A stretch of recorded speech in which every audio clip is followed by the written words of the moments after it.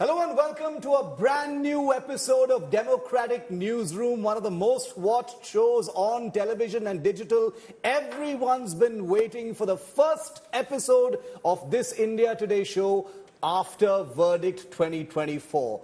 The days of a brute majority are over. Back comes coalition politics. The numbers are everywhere. The analysis is exploding. But here on the Democratic Newsroom, we always come together to talk about the big story. And what else is the big story than the result of the 2024 election? So this first big episode post the results, joined as always by Rajdeep Sardesai, India's #1 politics and election reporter, Gaurav Sawant, Pooja Polomi. Sahil is our special guest from Mumbai. He heads our Maharashtra bureau. He's here fresh from the ground. Nabila Jamal, who's been touring the big South states, and Preeti fresh in from the Hindi heartland. Let's start with you, Rajdeep, which is the big question.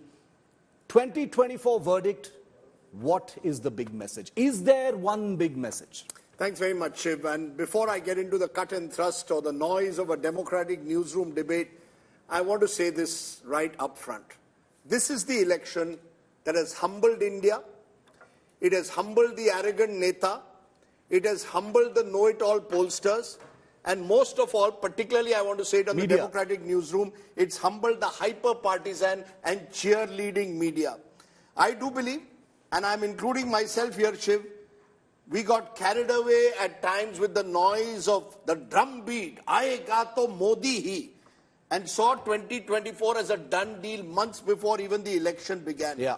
And some of us, and I don't include myself here this time, were even trumpeting absurdly this 400 par nonsense, because it was always nonsense. To talk even of 400 par, you only had to see the reality. And therefore, Shiv, in this spirit of humility, I wish to acknowledge that in the future, no one should ever project, for example, an exit poll as an exact poll or an actual poll. Maybe next time, and here I include myself, we should trust our reporter instincts that told me this election was a state-by-state competition. I wrote about it, and yet, in the noise of this exit poll telling us 400 par, I'm afraid that I let down some of my viewers. And today, I genuinely feel, after so many years in this profession, we should have known better than trust exit polls as exact polls. They provide a trend, but don't get carried away by them next time, and don't get carried away by the noise in a Democratic Newsroom. I've got that off my chest. Now you're from elections on your plate to humble pie. From exit polls, from elections on your plate. It could be a farewell speech if you want. That's what you want. No, there are no farewells. Raj, no, she may well. Just to I want to make it clear to all of our viewers that Rajdeep says farewell after every election. Nobody will allow him to say farewell because he is a part of the journalistic world as far as elections is concerned and politics is concerned. So no, you're not going anywhere. You definitely cannot retire. I just want to say, from elections on my plate to humble pie on the plate of exit pollsters and many others, I would say is your big takeaway from this election. Gaurav, and then I'll go to the others. Yeah. So, it's a humble pie for those who said India is an elected autocracy. It's humble pie for those who said there's democratic backslide. This election is the biggest victory of the people of India. Fortunately, the electronic voting machine will not be tarnished. Fortunately, Indian democracy will not be tarnished. Fortunately, the people of India will not be tarnished that they are the ones who voted, some autocrat. So, people of India have always voted surprisingly in all elections. Absolutely. That has always been a smooth transition for this country. But for years we had to listen, Gaurav, of how there is dictatorship, how this is that, how people of India are a certain view. But they've always been intelligent. Response. I absolutely agree with you. It's a perfect response to those who said that there's a democratic backslide in India, and those foreign publications who latched on, those parachute journalists who know nothing about India, they latched on to all of this and criticized India overseas. And then organizations like VDEM, with their flawed system, were saying that India is no longer a democracy and that we are an elected autocracy. This is humble pie moment for them. Okay, Preeti? Shiv, I've spent... Big message. I've spent about, say, 48 days in the Hindi heartland, and I just want to begin with one thing. You know, the most poor in this country, and I have actually gone village to village where Uttar Pradesh was concerned, Rajasthan, Madhya Pradesh as well. But there's one message that is very clear. That is, you know, the common man might have very, very meager means, very little in their hand, but they know their value of their vote. The vote is everything for them. And what we've done, you know, is somewhere down the line, we've gotten carried away from either sides of the divide. We haven't heard what the common man wanted. And for me, I think this election, it's the biggest message that is coming in. And there are a few things I'd like to say. Number one, don't take me for granted. Don't come and tell me you're coming back. Because all I have is the power of that one vote. Don't tell me ke is bar 400 par. Because that hurts me, because my power is only that one vote. So for me, that was my number one, you know, what I picked up on ground. Number two, I'll just tell you what I found. You know, my big takeaways on what I found on ground. Number two, we've gone, you know, ad nauseum about La Bharti, new constituency, La Bharti. You know, the La Bharti today is not satiated with just 5 kilos of ration. The La Bharti wants more. And the La Bharti in, you know, in terms of just the demography, if you look at it, Uttar Pradesh is the maximum of it. He's given a very clear message that doesn't cut it anymore. Number three is one of my biggest observations, Shiv.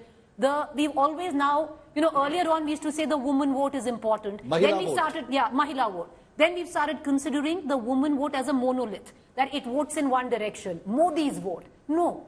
Women vote differently than men, but women vote differently than other women as well. So if you look at the whole states, all states put together, women of Haryana have voted differently than the women of Rajasthan. What worked for Mamata Banerjee in direct cash transfer did not work for Jagan or even an Arvind Kejriwal in Delhi. Okay. So that is broken. So don't take the voter for granted is Preeti's big message. We'll go into the other details and do another round. Sahil and then Nabila. Okay, so I you know, for me, in 2014, everybody suddenly started saying that, you know, now that coalition era is gone.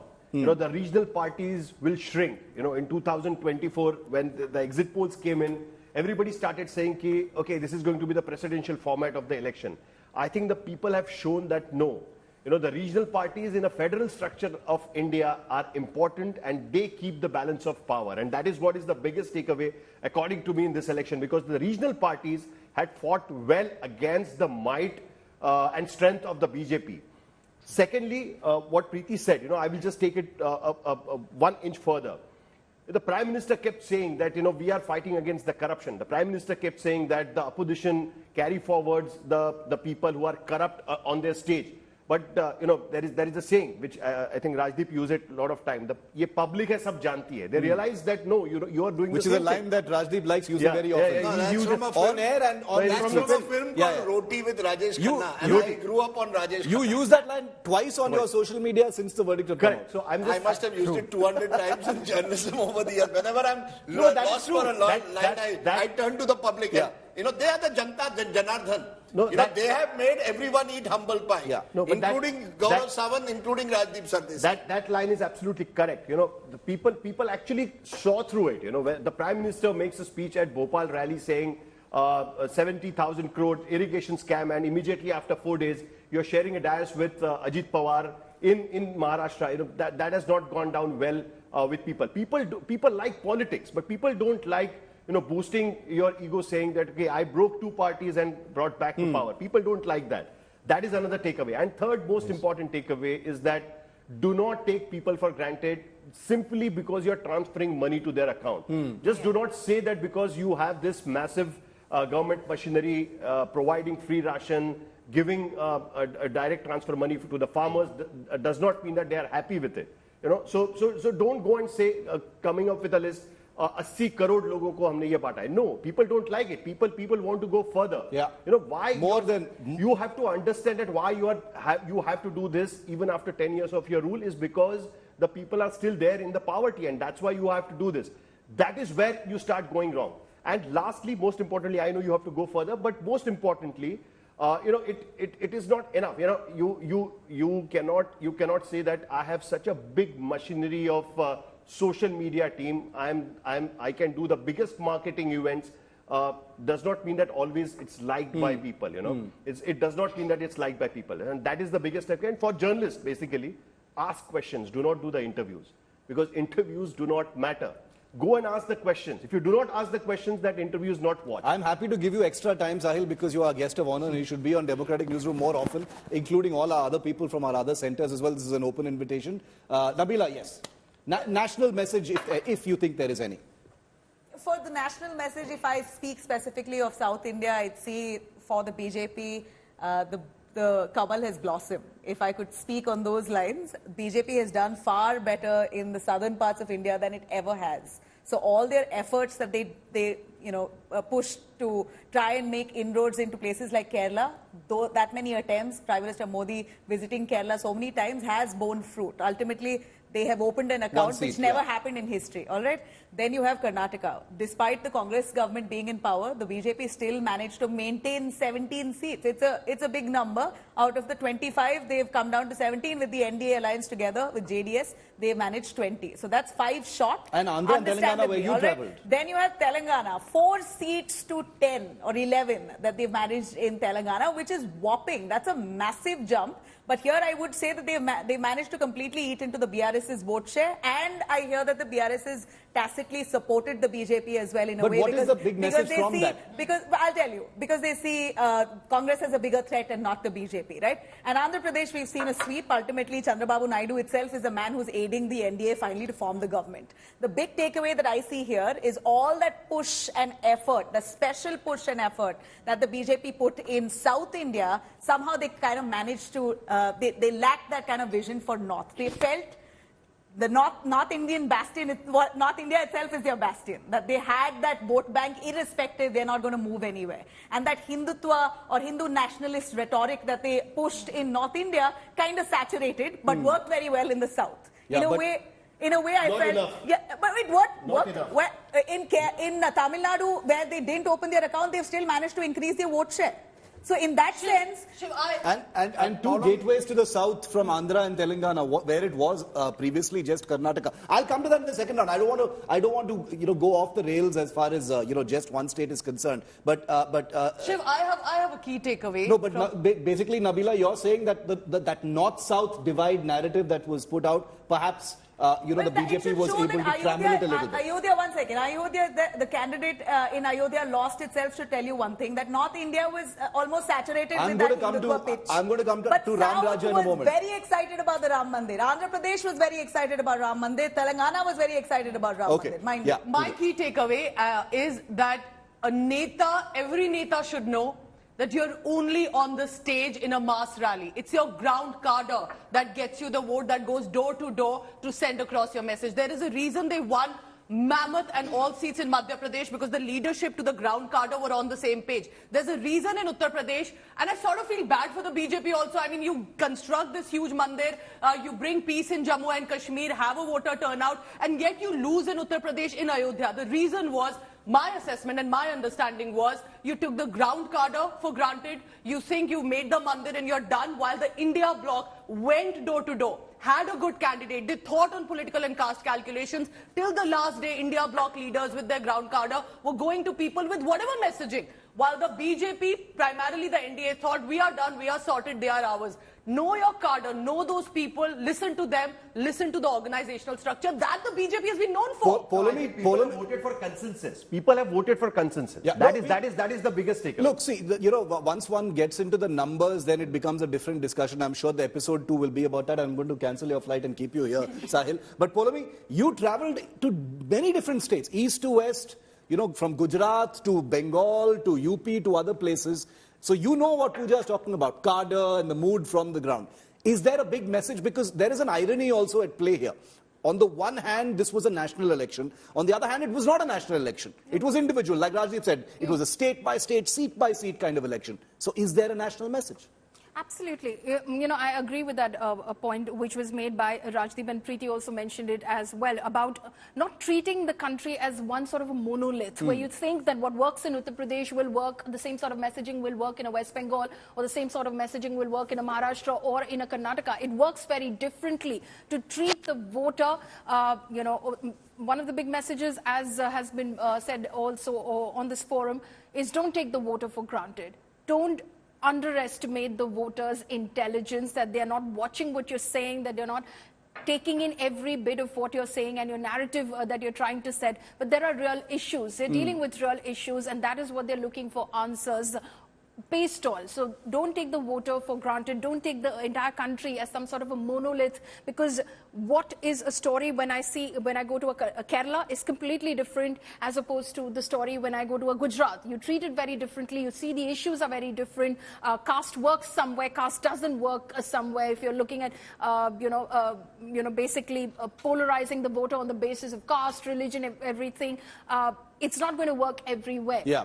So that's the sort of messaging that this election has given out in a large way. And of course, it has been a humbling election. At the end of the day, arrogance doesn't work. I think the BJP also realized it early on itself. You saw the 400 par nara go out of fashion it was muted for a while.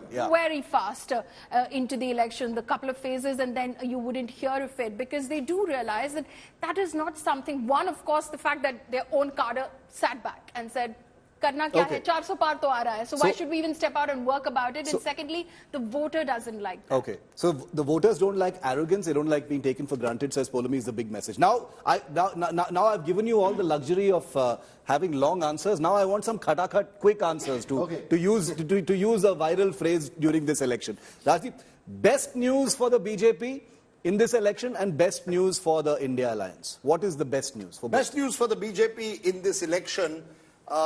Everyone else, think about your answers. Is the fact that it's become a pan-Indian party. Let's make no mistake. Winning a seat in Kerala, across this country, the BJP has spread to every corner. It started with the Jansangh, used to be seen as a Hindi. You can imagine, sir, that BJP was upheld in the Northeast more than anywhere else. No, but they've been building up in the Northeast for a long time. One by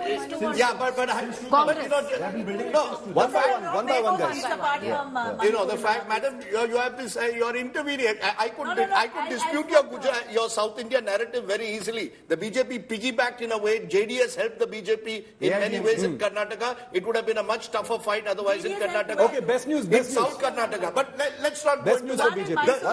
I suppose just one in Mysore the truth of the matter is the BJP, I think the best news for them is that it is a pan-Indian party. It has spread organizationally to every nook and corner in the country. Look at the investment that it did in Odisha, a state where it was virtually swept. Number 3 party till a decade ago. It swept the election there. Yeah. It's won its first seat in Kerala.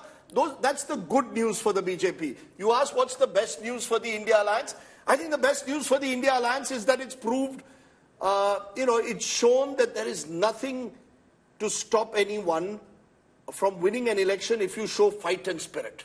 I mean, across this country, I think everyone in this room particularly wrote off the India Alliance. If anyone were to cross their heart and be honest about it, and I'm afraid none of you all were, frankly, in your opening statements, if I may say so, to admit that the media itself wrote out the India Alliance almost completely. And then you've got this wonderful story of this woman, this Kapoor woman. The India Alliance also at a certain point kind of felt that they were out of the game. How do you know that? How do you know that?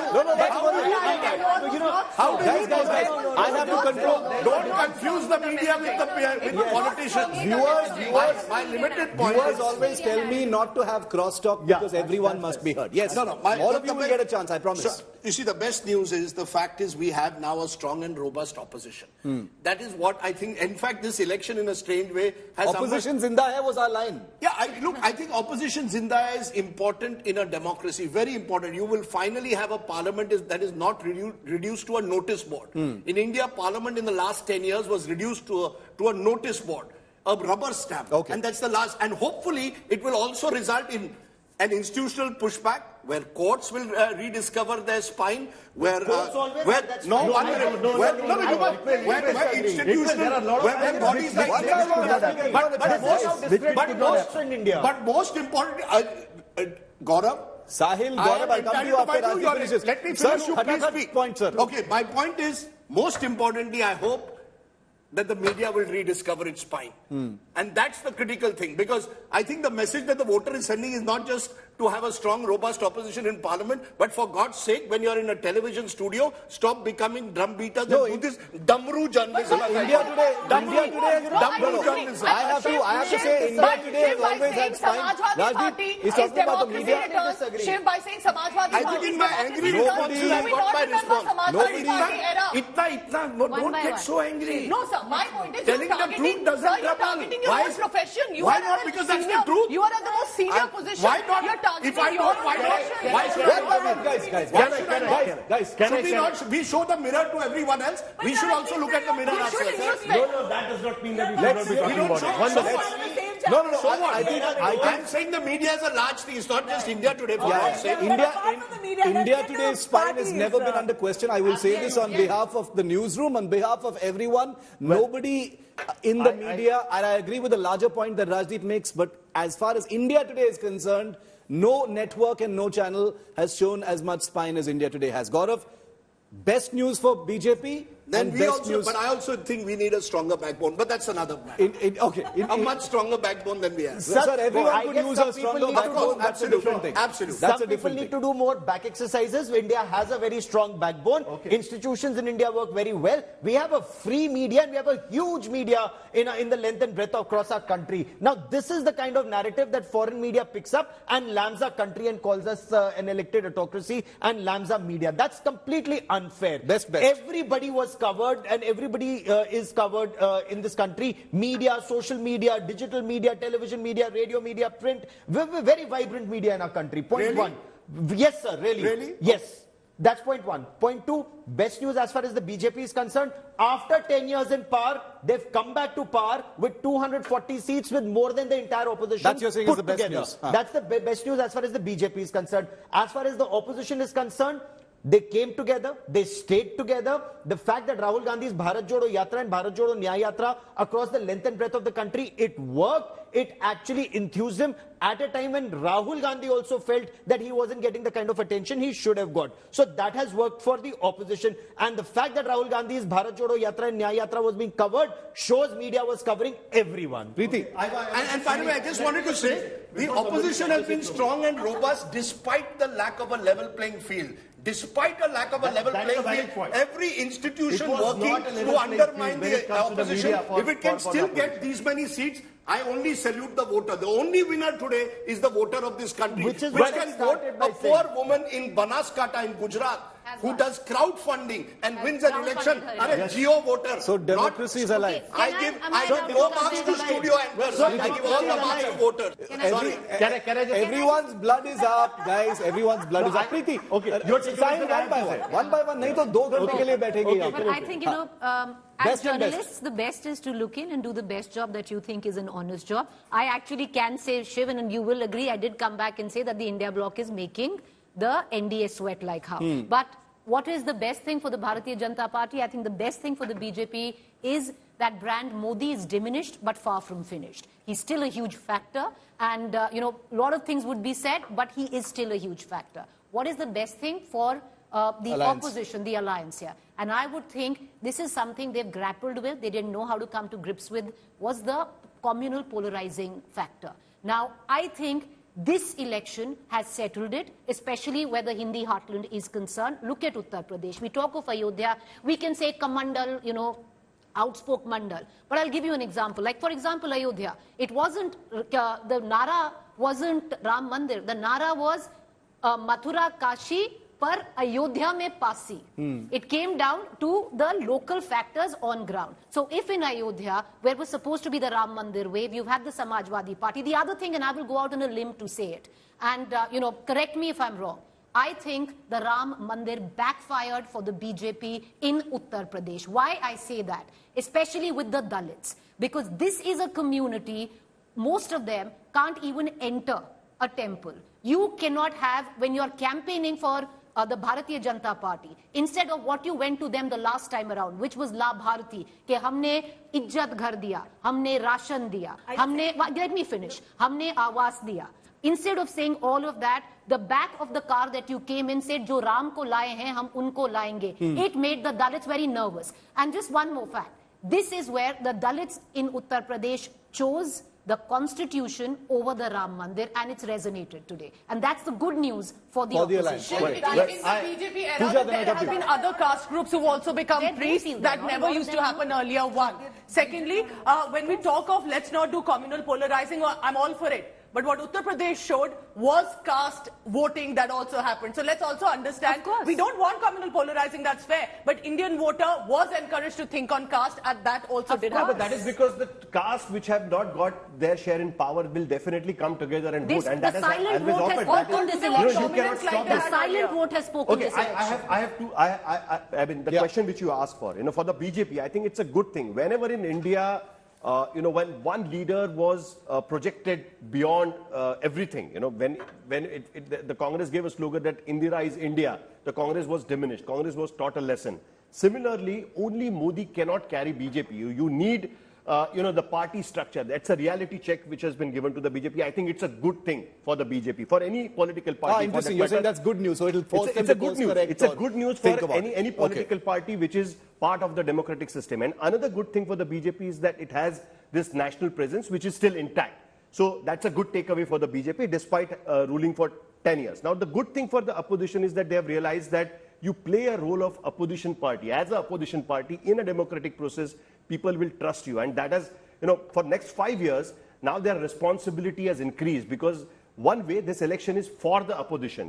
People wanted strong opposition. People saw Indian parliament with a very weak opposition, less number of opposition in the parliament. The laws have been passed with a might of majority. Now this course correction has happened. Now the responsibility of opposition has risen. So that is what is a good thing for the opposition because now they will really have to work hard inside the parliament. The opposition cannot say now that, we don't get a chance to speak. We have been thrown out of the parliament. That could happen. No, there are many things that the opposition had said in the campaign that they can no longer say now. Perhaps now they have got a chance to say a lot of things inside the parliament because they are good in numbers. I think the good thing for the BJP was that even though BJP insiders itself, many of the candidates felt that they won because of Modi's face. There's the perception of Modi itself being larger than life.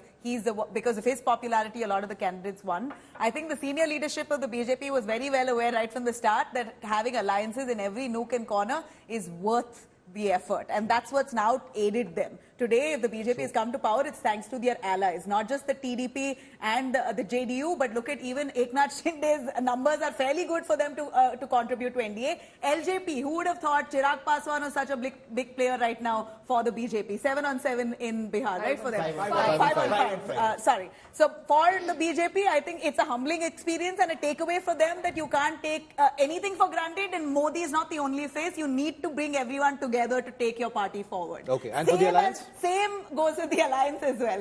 The Congress is chest thumping with the numbers that they've got. Actually, looking at it, it's only 99 for the Congress. Hardly, if you really look at the larger picture, it's hardly 99. Yeah, three allies, DMK, TMC and SP have almost the same number of seats as the Congress. MK Stalin of the DMK is the hero here. Akhilesh Yadav is the hero here. Mamata Banerjee is the hero here. Aam Aadmi Party, I'm very disappointed to see that they've just made 3, which was actually shocking. I thought they'll do a little more. Being in Punjab and being in government here in Delhi. So you're saying sticking together is the best news? Sticking together, knowing that nothing is above and beyond one single person and one single figure is really the takeaway here. Oh, no, Ekla Chalo Re is not only good advice for all parties, but it's also become an imperative now, perhaps, going forward in coalition, Raj. Polomi? Getting your first MP out of Kerala's Thrissur, getting your vote share up in Tamil Nadu, Odisha, the big catch, for the Bharatiya Janata Party, that big decision to not go into alliance with the BJD, which they stalled off basis the reports that they got from their state unit, and that's why the people who've got their ear to the ground listen to them.